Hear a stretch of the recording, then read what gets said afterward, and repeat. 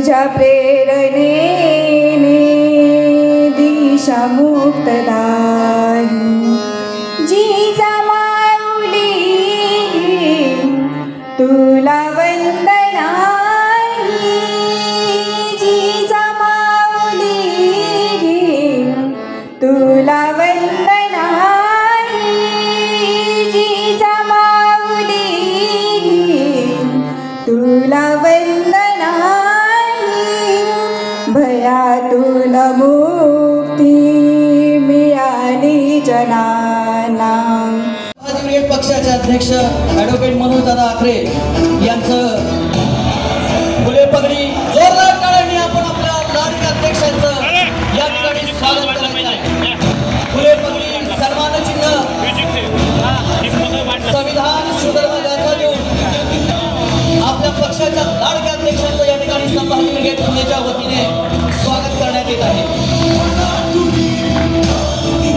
पुणे शहरच्या वतीने अविनाश मोहिते आणि पुणे शहर संभाजी ब्रिगेड यांच्या वतीने सन्मान्य अध्यक्षांच्या या ठिकाणी स्वागत पार पडले आहे.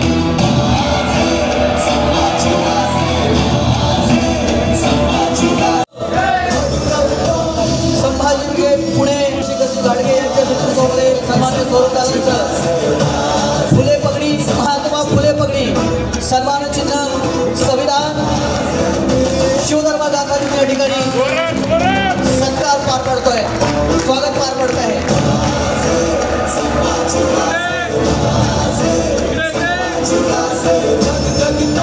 भारतीय संविधान आपल्या मनामध्ये आपल्या विचारांमध्ये संविधानाचा विचार आपण महाराष्ट्रामध्ये पेरतो आणि तेच संविधान देऊन स्वरूपदादांचा या ठिकाणी सत्कार पार पडतोय.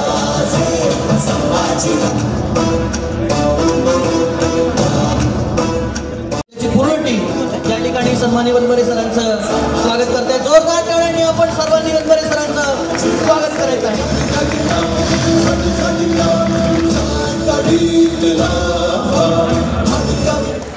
थोडं जवळ या ना.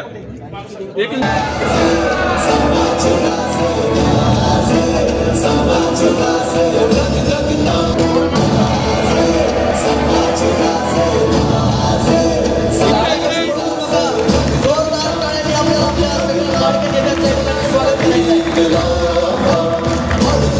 अभिमानाने सांगा होय आम्ही ब्रिगेडी आहोत. टाळ्या पण ब्रिगेडी सारख्या वाजल्या पाहिजेत. छत्रपती शिवाजी महाराज, राष्ट्रपिता ज्योतिराव फुले, राजर्षी शाहू महाराज, भारतरत्न डॉक्टर बाबासाहेब आंबेडकर या देशातील कुणबी कष्टकरी बहुजन समाजाला त्यांचे हक्क अधिकार मिळावेत म्हणून ज्या महामानवांनी प्रयत्न केले, बलिदान दिले, त्या सर्व महामानवांना मी सर्वप्रथम अभिवादन करतो. लोकशाही जागर महामेळावा संभाजी ब्रिगेडच्या वतीने इथे पुण्यामध्ये आयोजित केलेला आहे.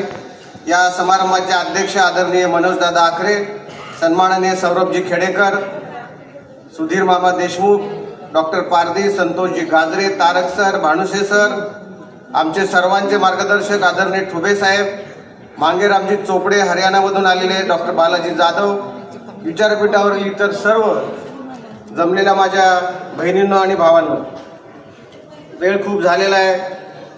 इतक्या वक्त्यांची आपण भाषणं ऐकली, त्यामुळे महाराष्ट्रात आमदारांची सध्या संख्या आता 1000पर्यंत करावं अशी मागणी करायची आता आपल्याला हे वाटायला लागलेली आहे. 2 वर्षापूर्वी अविनाश मोहिते या माणसाला जर तुम्ही भेटले असते, दगडात त्याच्यात काहीच फरक नव्हता. दगड कदाचित बोलला असता, पण आज असं वाटतंय त्याला एकट्याला जरी हाऊसमध्ये पाठवलं तर 288 तोंड बंद करील एवढी ताकद त्याच्यामध्ये ब्रिगेडमधून तयार झाली. ही ब्रिगेडची ताकद आहे. या सगळ्या पार्श्वभूमीवर आम्ही काही वेगळे फार मुद्दे मांडण्याची आवश्यकता नाही असं मला वाटतं. बऱ्याच मुद्द्यांची चर्चा झालेली आहे. सन्माननीय अध्यक्ष आणि महासचिवांचं पण यानंतर भाषण होणार आहे. आपल्याला हा मेळावा का घ्यावा लागला हे फक्त 2-3 मुद्दे मी आपल्याला या ठिकाणी आज सांगणार आहे. आपल्याला कल्पना आहे सध्या जे काही महाराष्ट्राचं आणि देशाचं वातावरण आहे, या सगळ्या पार्श्वभूमीवर संभाजी ब्रिगेड आपला काहीतरी विचार घेऊन गेली 30 वर्ष काम करत आहे आणि 2016 पासून आपण एक राजकीय भूमिका घेतलेली आहे. आणि मागच्या निवडणुकीमध्ये जसं सगळ्याच वक्त्यांनी सांगितलं, लोकसभेमध्ये आपण शिवसेनेबरोबर युती केलेली असल्यामुळं महाविकास आघाडीच्या सोबत होतो आणि या महाविकास आघाडीच्या सोबत असताना शिवसेनेच्या उमेदवारांचा तर प्रचार प्रसार आपण केलाच, परंतु काँग्रेस राष्ट्रवादीच्या उमेदवारांना नाही बोलावलं तरी आपली एक जिम्मेदारी जबाबदारी आहे म्हणून संभाजी ब्रिगेडचा केडर कार्यकर्ता तिथं गेला आणि त्यांनी बहुसंख्य अशा प्रकारची मदत करून इथे खासदार सगळे निवडून आणले. कोणी मान्य करो न करो, परंतु आपल्याला प्रत्येकाला जे काही विचारक अभ्यासक आहेत त्या सगळ्यांना माहिती आहे की या निवडणुकीमध्ये 100% संभाजी ब्रिगेडच्या केडर कार्यकर्त्याचा फायदा झाला आणि अशा प्रकारचे महाविकास आघाडीचे जे काही लोक आहेत ते निवडून आले. आता जी काही येणारी पुढची निवडणूक आहे त्या निवडणुकीच्या संदर्भामध्ये आपली काय भूमिका असेल, आपण किती जागा मागितलेल्या आहेत आणि आपले किती आमदार निवडून येणार आहेत याबद्दल सन्माननीय अध्यक्ष त्यावर भाष्य करतील, त्यात मी जाणार नाही. परंतु आम्हाला अनेक लोक असा प्रश्न विचारतात की संभाजी ब्रिगेड जर राजकीय भूमिका घेऊन येत असेल तर मग तुम्ही गेली 30 वर्ष काम करता, तर तुमचा एकही आमदार नाही, तुमचा एकही खासदार नाही आणि मग एकही आमदार खासदार नसताना सुद्धा तुम्ही ज्या पद्धतीने सत्ता परिवर्तनाची भाषा करता, तर हे तुमच्यामध्ये हे सामर्थ्य कुठून येतं किंवा याच्या पाठीमागे काय गणित आहे.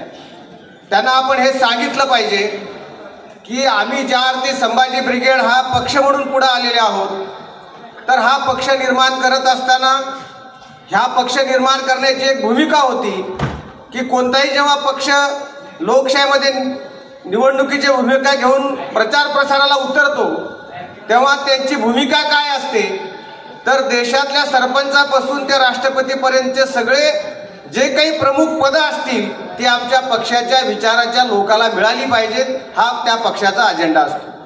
त्याला यश किती मिळेल हा नंतरचा मुद्दा आहे. संभाजी ब्रिगेड गेली 30 वर्ष काम करते आणि तुम्हाला माहिती आहे एक छोटासा प्रसंग आहे. संभाजी राजांची जेव्हा क्रूर हत्या झाली तेव्हा औरंगजेब लाखोंची सैन्य घेऊन महाराष्ट्रामध्ये आला आणि त्यांनी अशी संकल्पना केली की मी किमान 6-7 महिन्यामध्ये हा महाराष्ट्र हे मराठ्यांचं राज्य बेचिराग करून टाकतो. आणि त्याची पहिली छावणी पडली ती बऱ्हाणपूरला, महाराष्ट्राच्या सीमेवर, मध्य प्रदेशच्या बाँड्रीवर. बऱ्हाणपूर हे औरंगजेबाचा स्वभाव होता, त्याचं आवडतं ठिकाण होतं. जेव्हा 6-7-8 लाख लोकांच्या फौजेचं तिथे शामियाना पडला, तिथे औरंगजेब आला हे माहीत झालं, महाराष्ट्र सैरभैर झालेला होता, तेव्हा संताजी आणि धनाजी नावाच्या 2 माणसांनी फक्त एकच काम केलं की औरंगजेबाला महाराष्ट्रात येऊ दिलं नाही, वाट पाहिली नाही. हे स्वतः बुरहानपूरला गेले आणि मध्यरात्री जाऊन त्यांनी औरंगजेबाच्या शामियानाचे कळस कापले. सुदैवाने औरंगजेबाच्या आणि दुर्दैवाने महाराष्ट्राच्या त्याच्या शामियानामध्ये औरंगजेब त्या दिवशी नव्हता, नाहीतर संताजी आणि धनाजीचा प्लॅनिंग होतं की औरंगजेबाचा पलंग त्याच्या सहित महाराष्ट्रात उचलून आणायचं. जिजाऊस अभिवादन करतो. आजच्या या लोकशाही जागर मेळाव्यासाठी विचारपीठावर उपस्थित असलेले संभाजी ब्रिगेडचे अध्यक्ष, संभाजी ब्रिगेडचे सर्व नेते आणि प्रामुख्याने अतिशय मोठ्या संख्येने जोशात आपण सर्वजण महाराष्ट्राच्या कानाकोपऱ्यातून आलात. छत्तीसगडचे काही लोक दिसलेत, तेलंगणाचं मला वाटतं दत्ता वगैरे दिसले, बिदरची मंडळी आहेत, हरियाणाहून काही आपले सहकारी सोबत आलेले आहेत. या सर्वांचे मी मनापासून संभाजी ब्रिगेडचा महासचिव म्हणून आणि पुण्याचा नागरिक म्हणून आपल्या सर्वांचं मनापासून स्वागत करतो, आपल्या सर्वांचे आभार मानतो. मित्रांनो, बरीचशी भाषणं झालेली आहेत. हा मेळावा का, कशासाठी? जागर लोकशाहीचा आज स्वातंत्र्याला जर 67-68 मला वाटतं 77 वर्ष झालेले आहेत आणि स्वातंत्र्याच्या ह्या टप्प्यानंतरही जर लोकशाहीचा जागर करण्याची वेळ आपल्यावर आलेली आहे तर खरंच आपल्या देशामध्ये लोकशाही जिवंत आहे का? आपलं संविधान जिवंत आहे का? संविधानाने दिलेले तत्व जिवंत आहेत का? ही विचार करण्याची वेळ आज निश्चितपणे आपल्यावर आलेली आहे आणि त्यासाठीच आपण सर्वजण इथं जमलेलो आहोत. हा कार्यक्रम फक्त इथेच थांबणार नाही, तर लोकशाहीचा जागर करण्यासाठी जिल्ह्यामध्ये, तालुक्यांमध्ये या पद्धतीचे कार्यक्रम आयोजित करून या देशामध्ये लोकशाही जिवंत आहे हा जो काही मोठा भ्रम आहे जरी जगातली सगळ्यात मोठी लोकशाही आपल्याला संबोधल्या जात असेल तरी आपल्या देशामध्ये लोकशाही जिवंत नाही हा घेऊन संदेश आपल्याला लोकांमध्ये जाणं गरजेचं आहे. लोकांना आपल्या हक्क अधिकारांसाठी लढण्यासाठी प्रेरित करणं हे या मूळ या मेळाव्याचा उद्देश आहे. आज जी काही प्रश्न आहेत महिलांचे असतील, आरक्षणाचे असतील, युवकांचे आहेत, रोजगारीचे आहेत, हे जे काही महागाई आज ज्या दिशेने वाढत चाललेली आहे आपल्या देशामध्ये आणि आपल्या देशाच्या अवतीभोवती जे काही वातावरण आहे, श्रीलंका असेल, बांगलादेश असेल, जो बनबरे सरांनी उल्लेख केला आहे, हे अशाच पद्धतीने जर आपल्या देशातला कारभार सुरू राहिला तर ती वेळ आपल्या भारतावर येण्याला फारसा वेळ लागणार नाही. म्हणून जे काही आपण सामाजिक चळवळीतले असेल, राजकीय चळवळीतले लोक आहोत, आपण जोपर्यंत जागरूक होऊन त्या दिशेने आपली पावलं उचलणार नाही तोपर्यंत ही परिस्थिती बदलण्याचे संकेत नाही. म्हणून संभाजी ब्रिगेडनी जो काही पुढाकार घेतलेला आहे या सर्वांबद्दल मी आपले आभार व्यक्त करतो. प्रामुख्याने आधी जसं म्हणलं की आमचे सहकारी उत्तम असेल, चंद्रशेखर आहे, अविनाश आहे, संतोष आहे, अभिमन्यू आहे, मनोज आहे, या सगळ्यांनी या कार्यक्रमासाठी जी काही मेहनत केली, तसंच आता हा कार्यक्रम लोकशाहीचा जागरही याच्यासाठी आहे की काही लोकांचे कार्यक्रमही आता आपल्याला व्यवस्थित करावं लागणार आहे. त्या दृष्टीने पुण्याच्या टीमने विशेष करून जे काही झालेलं आहे, चळवळी फोडणं, संघटना फोडणं, ह्याच महाराष्ट्राला नवीन राहिलेलं नाही. पण ज्या गद्दारांनी आपली चळवळ फोडली, आपला विचार फोडला, आपलं संघटन फोडलं, त्यांनाही एकदा कुठेतरी फोडण्याची, ठोकण्याची बनबरे जर जसं म्हणले तसं एक ठोकण्याचा एक तोही शब्द असतो, तोही शब्दाचा अर्थ घेऊन मला वाटतं त्या दृष्टीने एकदा आपल्याला कधीतरी पावलं टाकलावं लागणार आहे. आपलं जे काही अस्तित्व आहे हे संपवण्यासाठी खूप मोठी यंत्रणा आपल्यासाठी काम करते. म्हणून आपल्यातलेच असे काही लोक फोडून आपल्याच विरोधात ती उभ्या केल्या जात आहेत आणि त्यांनाही एकदा धडं शिकवणं आपल्याला नितांत गरजेचं झालेलं आहे. आज जी काही विचारधारा इथून पुढच्या दृष्टीने अध्यक्ष देतील त्याचं आपण तंतोतंत पालन कराल आणि एक यशस्वी दृष्टीने आपण विधानसभेमध्ये निश्चितपणे जाऊ, सन्मानजनक जाऊ, ही अपेक्षा आणि विनंती मी आजच्या दिवशी व्यक्त करतो. परंतु मनोज दादा, एक विनंती आहे, कार्यकर्त्यांच्या मनातली एक काही जी काही भावना आहे, जर सन्मानाने आपल्याला जे काही अपेक्षित आहे तो सन्मान जर आपला झाला नाही तर निश्चित पद्धतीने काही वेगळा विचार हा संभाजी ब्रिगेडने करायला पाहिजे आणि तशी इच्छा ही कार्यकर्त्यांच्या मनातली आहे. त्यामुळे आपणही आता हात पसरवून न जाता चांगल्या पद्धतीने आपण मार्केटिंग करून जे काही आपले प्रतिनिधी असतील हे विधानसभेत कसे जातील या दृष्टीने आपण निश्चितपणे विचार करावा. आपल्यालाही कार्यकर्त्यांच्या मनाची भावना आहे, कार्यकर्त्यांचा सन्मान आहे, त्या दृष्टीने ही सगळी पुढचाल जी काही वाटचाल आहे ते आपण मिळून करूया. पुनश्च एकदा आपल्या सर्वांचे मी मनापासून आभार व्यक्त करतो, स्वागत करतो. आणि सगळ्यात महत्त्वाचं शेवटी फक्त एक विषय की इथं शेजारी जे काही संभाजी उद्यान आहे ते संभाजी महाराजांच्या नावाने चालतं. तिथं जो काही गडकरीचा पुतळा संभाजी ब्रिगेडनी काढला आणि त्यानंतर संभाजी महाराजांचा एक भव्य दिव्य पुतळा तिथं बसवावा ही संभाजी ब्रिगेडची मागणी आहे. त्यासाठी आंदोलन केलेलं आहे. 1 महिन्यापूर्वी त्याचे संपूर्ण जे काही पत्रव्यवहार असतील ते आपण पूर्ण केलेले आहे. आणि आजही मी या दृष्टीने इथल्या महापालिकेला आणि प्रशासनाला 100% इशारा देतोय की या पुढच्या आठवड्यामध्ये जर तिथे संभाजी महाराजांचा पुतळा बसला नाही तर संभाजी ब्रिगेड तो बसवेल आणि त्यासाठी जी काही कारवाई आमच्यावर कराल त्यासाठी आम्ही 100% तयार आहोत. आजही मला निरोप आले की तुमच्यावर गुन्हे दाखल होतील. माझं तर दृष्टिकोन हे होता की आजच इथून निघायचं आणि तिथे जाऊन पुतळा बसवायचा. परंतु त्या पद्धतीने 1 आठवड्याची शेवटची एक सूचना संभाजी ब्रिगेडच्या माध्यमातून त्यांना देत आहोत. आठवड्यात जर तो पुतळा बसला नाही तर तीव्र पद्धतीने संभाजी ब्रिगेड आपापल्या स्टाईलने जी कारवाई करेल. आपल्या सर्वांचे पुनश्च एकदा मनापासून आभार मानतो. पुण्याच्या सर्व टीमचे मनापासून अभिनंदन करतो. थांबतो. धन्यवाद. जय जिजाऊ, जय शिवराय. जिजाऊ जय जिजाऊ. ज्योतिबा नरवडे या मी ब्रिगेड आहोत याची फार डिमांड मगापासून मला खूप सारे मेसेजेस आहेत. त्यामुळे वेळेचा सदुपयोग करून घेऊया. अभिमानाने सांगा, माझ्या मागे सर्वांनी म्हणायचं आहे संभाजीनगर सारखं, तेव्हा अभिमानाने सांगा आम्ही मुस्लिमांच्या घरात शिवराय, ओबीसीच्या घरात भीमराय पोहोचवणारे, दगलीच्या वनव्यात पेटत्या ढाल आणि मनुवाद्यांचा कर्दन काढा.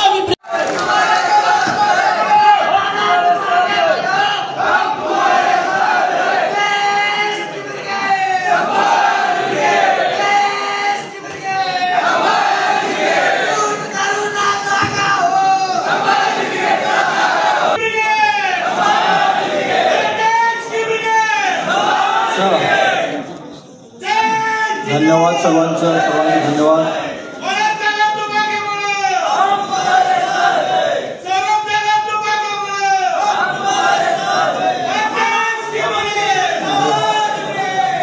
धन्यवाद सर्वांचे धन्यवाद. सर्वांच्या भावना पोहोचल्या. रयतेच्या राज्याचे स्वप्न पाहणारे स्वराज्य संकल्पक शहाजी राजे, राष्ट्रमाता राजमाता जिजाऊ, त्यांचा वसा घेऊन चालणारे बहुजन प्रतिपालक कुलवाडी भूषण छत्रपती शिवराय, ज्या अस्मितेचं नाव घेता तुमच्या आमच्या धमन्यातलं रक्त सळसळतं असे महावीर पराक्रमी छत्रपती संभाजी महाराज, महात्मा ज्योतिबा फुले, राजर्षी शाहू महाराज, डॉक्टर बाबासाहेब आंबेडकर, अण्णाभाऊ साठे या सर्व महामानवांना त्यांच्या कृतीविचारांच्या परंपरेला मी विनम्र अभिवादन करतो. तसेच संत नामदेवांपासून संत तुकाराम महाराज, संत गाडगे बाबा, संत तुकडोजी महाराज या सर्व संतांच्या सत्यशील परंपरेला मी विनम्र अभिवादन करून महामानवांची कृतीविचारांची परंपरा आणि संतांची सत्यशील परंपरा या दोन्ही परंपरेच्या संगमावर त्या युगपुरुषाने मराठा सेवा संघ नावाची इमारत उभी केली आणि त्या माध्यमातून आमच्यासारखे हजारो लाखो तरुण या महाराष्ट्रामध्ये घडले. ते आदरणीय युगपुरुष पुरुषोत्तमजी खेडेकर साहेब यांना मानाचा मुजरा करतो. आजच्या या संभाजी ब्रिगेडच्या लोकशाही जागर महामेळाव्यानिमित्त या विचारपीठावर उपस्थित असलेले संभाजी ब्रिगेडचे महासचिव सौरभदादा खेडेकर, आदरणीय बनबरे सर, आमचे मार्गदर्शक आदरणीय विजयजी ठुबे सर, तसेच हरियाणावरून नेहमी त्यांचं फोनवर आम्हाला मार्गदर्शन असते, किंबहुना आम्ही हरियाणात गेल्यानंतर आमच्या काळजीमध्ये ते असतात, ते आदरणीय डॉक्टर मांगीरामजी चोपडे साहेब, कर्नाटकहून आलेले सतीश वासरे साहेब आणि विचारपीठावर असलेले संभाजी ब्रिगेडचे सर्व माझ्या खांद्याला खांदा लावून काम करणारे माझे सहकारी आणि माझ्या विचारपीठासमोर बसलेल्या माझ्या सर्व संभाजी ब्रिगेडचे सहकारी भावांनो आणि बहिणींनो, आज बडोद्याचे गायकवाड आदरणीय राजे सयाजीराव गायकवाड यांच्या पत्नी स्मृतिशेष महाराणी चिमणाबाई सयाजीराव गायकवाड यांचा स्मृती दिन आहे. त्यांच्या स्मृतीस मी अभिवादन करून आपल्यासमोर हितगुज करतो. भावांनो, शाहीर अण्णाभाऊ साठे यांनी सांगितलं होतं त्या काळात ही न्याय व्यवस्था कैकांची रखेल झाली, ही न्याय व्यवस्था कैकांची रखेल झाली, ही संसद देखील हिरड्यांची हवेली झाली. मी माझी व्यथा मांडू कोणाकडे, मी माझी व्यथा मांडू कोणाकडे, कारण इथली न्याय व्यवस्था भ्रष्टतेने रंगीन झाली, इथली न्याय व्यवस्था भ्रष्टतेने रंगीन झाली. त्या काळामध्ये अण्णाभाऊ साठेंनी हे जे वक्तव्य केलं होतं ते वक्तव्य आज सुद्धा या महाराष्ट्रात आहेत, या भारतामध्ये ते लागू झालेलं आहे. कुठली लोकशाही या महाराष्ट्रामध्ये आहे, कुठला विचार या महाराष्ट्रामध्ये आणि या भारतामध्ये चालला याचा विचार करा. एवढा मोठा भारत देश, लोकशाहीचं नाक असलेला हा भारत देश, जगामध्ये नाव असलेला हा भारत देश, आणि मग आज लोकशाही कुठं आहे. आणि म्हणून लोकशाही जागर ठेवण्यासाठी शिवराय फुले शाहू आंबेडकर या महामानवांची विचारधारा घेऊन संभाजी ब्रिगेडच्या माध्यमातून संविधान व भारतीय लोकशाही वाचविण्यासाठी, निर्णायक लढा देण्यासाठी आपण हा लोकशाहीचा जागर ठेवलेला आहे. लोकशाहीचा जागर लोकशाहीचा विचार स्वराज्याचा ही भूमिका का घेतलेली आहे? कारण छत्रपती शिवाजी महाराजांना अभिप्रेत असलेलं स्वराज्य आता जर निर्माण करायचं असेल तर आम्हा सर्व कार्यकर्त्यांना, पदाधिकाऱ्यांना, गाव खेड्यातल्या कुसाबाहेर राहणाऱ्या सर्व लोकांना एकत्र येऊन काम करावं लागणार आहे. केवळ वाणीमध्ये शिवबा नाही पाहिजे, केवळ वाणीमध्ये महापुरुष नाही पाहिजे, तर त्यांच्या विचार आचरणात आणून आपण जगून हे स्वराज्य निर्माण करण्याची जबाबदारी आपली आहे.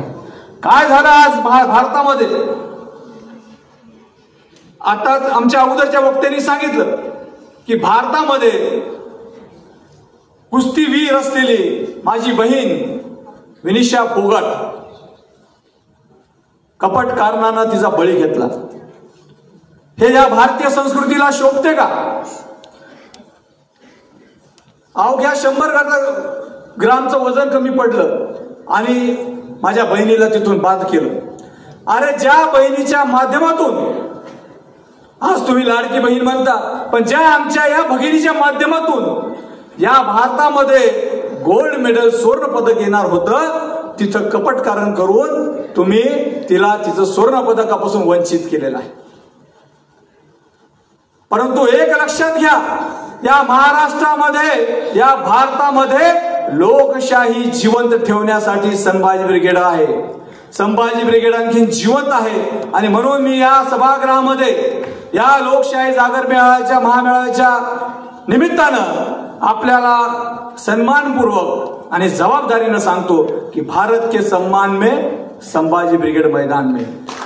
ज्या माझ्या भगिनीला स्वर्ण पदकापासून वंचित ठेवून या देशातील भांडवलशाही, या देशातील संघवादी लोकांनी तिला दूर ठेवलं त्या मेडल पासून, मी जाहीर आव्हान करतो, इथं जाहीर करतो की कुस्तीची पंढरी असलेली आमची कोल्हापूर नगरी, ज्या शाहू महाराजांनी 1912 मध्ये तिथं खाशाबाग मैदान सुरू केलं होतं, माझ्या कोल्हापूर आणि सर्व महाराष्ट्रातल्या भारतभरातल्या लोकांसाठी कुस्तीची पंढरी निर्माण केली. त्या कुस्तीच्या पंढरीमध्ये सप्टेंबर महिन्यामध्ये आपण सन्मानपूर्वक विनिशा फोगट यांना बोलवून या महाराष्ट्रातर्फे सन्मानपूर्वक गोल्ड मेडल प्रदान करू आणि या देशाच्या प्रधानमंत्र्याच्या नाकावर चिचून आपण तो गोल्ड मेडल देऊ.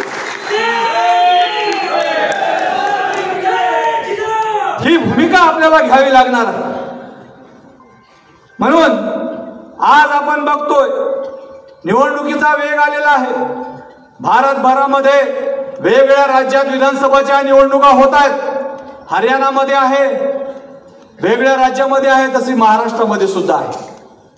परवा टीव्ही चॅनलवर बघत असताना मी पाहिलं, या देशाचे चीफ इलेक्शन कमिशनर सन्माननीय राजीवजी कुमार यांनी काय सांगितलं की महाराष्ट्रामध्ये जसं हरियाणामधल्या तारखा जाहीर केल्या, क्यों मांगेराम जी, हरियाणा में इलेक्शन उन्होंने डिक्लेअर कर दिए, पण महाराष्ट्रातले इलेक्शन डिक्लेअर केले नाही.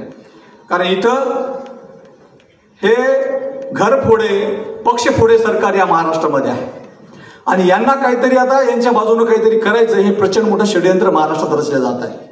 आणि त्या राजीव कुमारनं काय सांगितलं की महाराष्ट्रामध्ये पाणी आहे, अनेक अडचणी आहेत, त्यामुळे आम्ही महाराष्ट्राचं इलेक्शन पुढे ढकलणार आहे.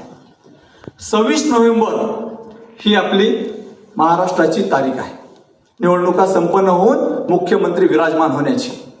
परंतु यांनी काय सांगितलं की डिसेंबर पर्यंत या निवडणुका जाऊ शकतात. म्हणजे 26 नोव्हेंबर नंतर या महाराष्ट्रामध्ये काय होणार, राष्ट्रपती राजवट लागू होणार. मग राष्ट्रपती राजवट लागू झाली म्हणजे सरकार कोणाचं राहणार, पूर्णतः केंद्राचं. केंद्रात सरकार कोणाचं आहे, भाजपचं. एनडीए भाजप जे असेल, मग केंद्रात हेच सरकार आहे. तर या आमच्या जे गद्दार बयाड बेल्ले आहेत, शिंदे आणि पवार, यांचं डोकं जागेवर आहे का की या माध्यमातून 6 महिन्यापर्यंत निवडणुका इलेक्शन कमिशन पुढे नेऊ शकते. मग डिसेंबर मध्येच निवडणुका होतील कशावरून, एकदा राष्ट्रपती राजवट लागू झाल्यावर. मग या 6 महिन्यामध्ये या राज्यावर केवळ आणि केवळ तो नागपूरच्या रेशीम बागेत तयार झालेला फसनवीस राज्यकारभार करेल आणि हे दोन्ही मुख्यमंत्री आणि उपमुख्यमंत्री बाद होतील. यांचं काही चालणार नाही आणि एकमुखी सत्ता या माध्यमातून ते राज्यकारभार करून करतील. आणि हे प्रचंड मोठे षडयंत्र या महाराष्ट्रात. आणि हे आपले लोक गद्दारी करून त्यांच्यासोबत जाऊन त्यांच्या मांडीला मांडी लावून बसून या महाराष्ट्राचा घात करत आहेत, याचा विचार आपण केला पाहिजे. आणि म्हणून येणाऱ्या विधानसभेसाठी सुद्धा आपल्याला प्रचंड ताकदीने तयार व्हावं लागणार आहे. कारण हे वेगवेगळ्या योजना आणून देतील. महाराष्ट्रामध्ये सरकारी योजनांची खिरापत वाटण्याचं काम यांनी सुरू केलेलं आहे. सरकारी योजना, लाडकी बहीण योजना, लाडका भाऊ योजना. काय आहे लाडकी बहीण योजना? आज माझ्या बहिणीला, आज इथं माझ्या बहिणी आहेत, खरंच त्या लाडक्या बहिणीचा फायदा आपल्याला होणार आहे का? नाव लाडकी दिलं, परंतु महाराष्ट्र आज धगधगता महाराष्ट्रात जळतोय. काय अवस्था महाराष्ट्राच्या माझ्या भगिनीची? कुठं आहेत माझ्या महिला आणि माझी बहिणी सुरक्षित? याचा विचार आपण केला पाहिजे. आज बदलापूरचं कांड झालं. आत्ताच एक बातमी आली की बदलापूरची तपासणी सुरू असताना त्या मुख्याध्यापिकेनं जबाब दिला की मुलीच्या सायकल चालवण्यामुळे तिच्या अवघड जागी इजा झाली, त्यामुळं ते तसं प्रकरण झालेलं आहे, तिचं बाकी काही झालेलं नाही. अरे काय महाराष्ट्र ठेवलाय तुम्ही? कुठं नेऊन ठेवलाय आमचा महाराष्ट्र? काय बोलताय तुम्ही? 3 वर्षाची मुलगी, 6 वर्षाची मुलगी आणि सायकल चालवताना तुम्ही असं झालं असं म्हणता? कुठं ठेवला आहे महाराष्ट्र? आणि म्हणून हा असंतोष जो महाराष्ट्रामध्ये निर्माण झालेला आहे, ते बदलापूर असेल, अकोला असेल, कोल्हापूर असेल, या पुणे असेल आणि अनेक भागामध्ये. कधी महाराष्ट्रामध्ये, या महाराष्ट्रामध्ये महापुरुषांचा महाराष्ट्र आहे, संतांची चळवळ असलेला महाराष्ट्र आहे, शांत आणि सुसंस्कृत असलेल्या महाराष्ट्रामध्ये कधी असं झालं नव्हतं. परंतु हे या मेंढे सरकार आणि या भाजप सरकारच्या काळामध्ये होते, याचा विचार करण्याची गरज आपल्याला आहे. आणि म्हणून अशा वेळेस तुम्ही सांगता की आम्ही आता फास्ट ट्रॅक कोर्टलो. 22 जुलै 2016 श्रद्धाताई आमची कोपर्डीची अत्याचार झाला होता. त्यानंतर महाराष्ट्रात मोर्चे निघाले. त्यावेळेस फडणवीस सरकार होतं. त्यांनी सांगितलं की आम्ही फास्ट ट्रॅक कोर्टामध्ये निर्णय घेऊ. आज तारीख काय? आणि सरकारी वकील कोण दिले होते? हे उज्ज्वल निकम. आता भाजपच्या तिकिटावर उभे राहिले होते निवडणुकीला, परत सरकारी वकील झाले. म्हणजे यांना काही चालते, इकडून इकडे या, तिकडून तिकडे जा. जसं आता बनबरे सरनं सांगितले, म्हणजे संघाच्या लोकांनी नोकरी करा आणि संघात राहा आणि तिकडे या, इकडे या. म्हणजे यांच्या सरकारमध्ये काही चालते. त्या उज्ज्वल निकम फास्ट ट्रॅक कोर्टामध्ये 8 वर्ष झाले, निर्णय लागला नाही. आणि आता या माझ्या भगिनीला तुम्ही म्हणता की आम्ही फास्ट ट्रॅक कोर्टामध्ये निर्णय देऊ, म्हणजे परत 8 वर्ष लांबणीवर जाणार आहे. अरे संभाजी ब्रिगेडचं म्हणणं आहे की जर अशी लोक नराधम जर त्याच्यामध्ये असतील, जे आहेत, जे सिद्ध झालेलं आहे, तर जसं बैलाला ठेचतात तसं यांना ठेचलं पाहिजे, तर महाराष्ट्र सुधरू शकते, नाही तर सुधरणार नाही. ही दहशत पाहिजे.